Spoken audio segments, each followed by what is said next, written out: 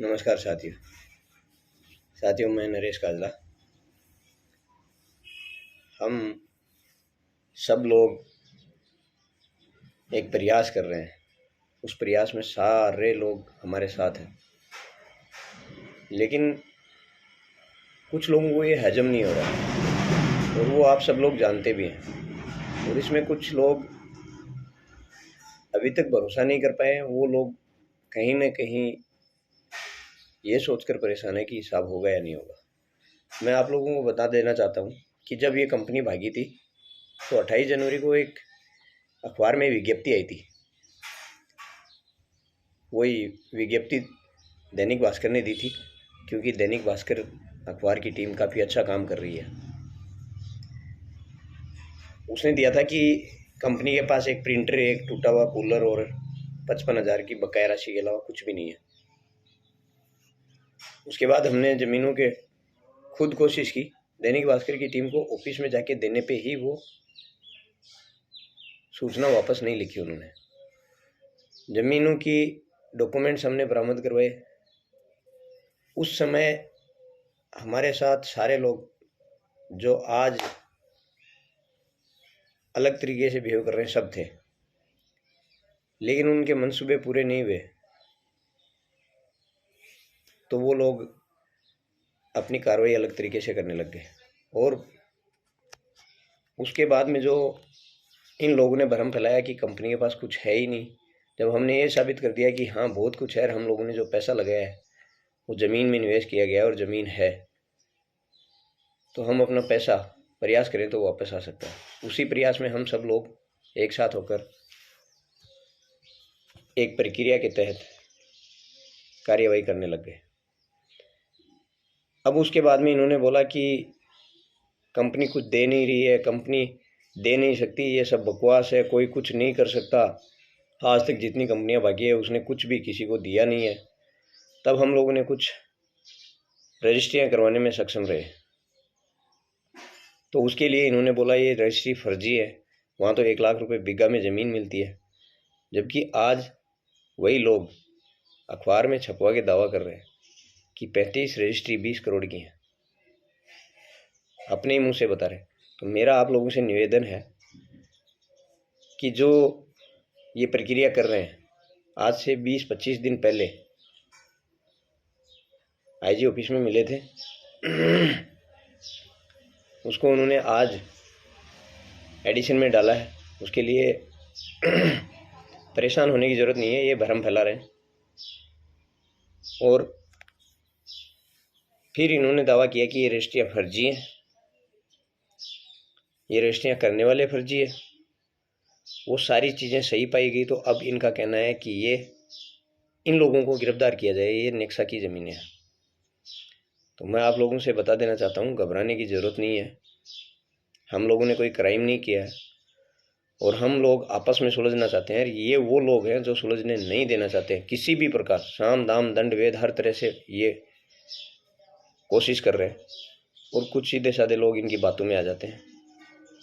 तो मैं निवेदन कर रहा हूँ, ये लोगों को झांसा देते हैं, कॉल करते हैं कि मैं आपको ये करवाऊँगा वो करवाऊँगा। फिर से बता रहा हूँ, पीछे से कोई भी कंपनी भागी हुई है, वो एक भी कंपनी जिसके खिलाफ लोग कोर्ट में गए हैं उसका हिसाब हुआ तो आप हिस्ट्री देख के बताना। और अभी ये पिछले 7 महीने से कोर्ट में हैं, इनको कितना हिसाब मिला है और ये कौन लोग कर रहे हैं वो आपको अच्छी तरह से पता है। या तो जो लोग 2 पैसे कमाए हुए हैं या जिनको हिसाब कर दिया है। इन लोगों का कोई संस्कार है नहीं, वो आप लोगों को पता ही है। ये लैंग्वेज कैसी यूज़ करते हैं, किस तरह की लैंग्वेज यूज़ करते हैं, ठीक है। और मेरा आप लोगों से ये भी निवेदन है कि इसे घबराने की ज़रूरत नहीं है। कोर्ट अपने प्रयास, कोर्ट की कार्रवाई जो है हमारे प्रयास से अभी भी सही है और हम लोग जो कर रहे हैं अपने भले के लिए कर रहे हैं। जिस दिन कंपनी का सिस्टम फेल हुआ था उसी दिन सब लोगों ने सोच लिया था पैसा चला गया है, इससे ज़्यादा नुकसान कुछ हो नहीं सकता। अब हम वापस रिकवरी का प्रयास कर रहे हैं, तो उसमें आप लोग साथ दें। किसी की बातों में आने की ज़रूरत नहीं है। आप खुद अपने आप से सोचें कि क्या करना है क्या नहीं करना है। और एक और बात जो अखबार में आया है कि नामजद आरोपी फरार हैं, तो नामजद आरोपी जो एफआईआर करने वाला है उसका आप लोगों को पता होना चाहिए। ग्रेनेडियर ग्रुप के सूबेदार मेजर परमाराम साहब, उनका लड़का है राजेश, उसने एफआईआर करी है। और परमाराम साहब ने रिबन काटा था कुचामन ऑफिस का, और उनके लड़के की आईडी उनके नीचे ही लगी हुई है। वो एक सूबेदार मेजर रैंक से आए थे, सब लोग सम्मान दे रहे थे, लेकिन वो इस काबिल है नहीं। खुद ग्रेनेडियर ग्रुप के 6-7 सूबेदार मेजर लोग साहब उनसे मिले तो उन्होंने उनके ऊपर एलिगेशन लगा के एफआईआर कर दिया कि मेरे घर में मेरे को धमकाने मारने आए थे। इस तरह का बिहेवियर करने वाले लोग हमें न्याय नहीं दिला सकते। आप उन लोगों से उम्मीद कर रहे हैं कि वो आपको न्याय दिलाएंगे। मेरा आप लोगों से यही निवेदन है कि आप अभी तो सबको पहचान चुके हो, उसके बाद में किस लिए किसी को। उनका कहना है कि नरेश काजला ने वीडियो डाला, तो मैं आप लोगों को बता देना चाहता हूँ, यहाँ पे हिंदुस्तान में बात को रखने की अभिव्यक्ति की आज़ादी है। ये जो अनसेंट बकते हैं वो सबके अपने निजी राय होती है, बाद में सोचना समझना आपको है। जिसने किया एफआईआर वो तो पछताता ही है, लेकिन उसको बूस्टअप करने वाले लोग साइड हो जाते हैं। उसको ये नहीं पता चलता, पहले तो बूस्टअप करने वाले हम तेरे साथ हैं बोलते हैं और उससे कार्रवाई करवाते हैं, उसके बाद वो सारे साइड हो जाते हैं। आपको मैंने पहले भी बताया था, एक व्यक्ति है इनको बैकअप देने वाला, जिसने अखबार में न्यूज़पेपर में डाला है, मैं उसका प्रूफ ढूंढ रहा हूँ। वो मिलने के बाद में आप लोगों को बता दूंगा।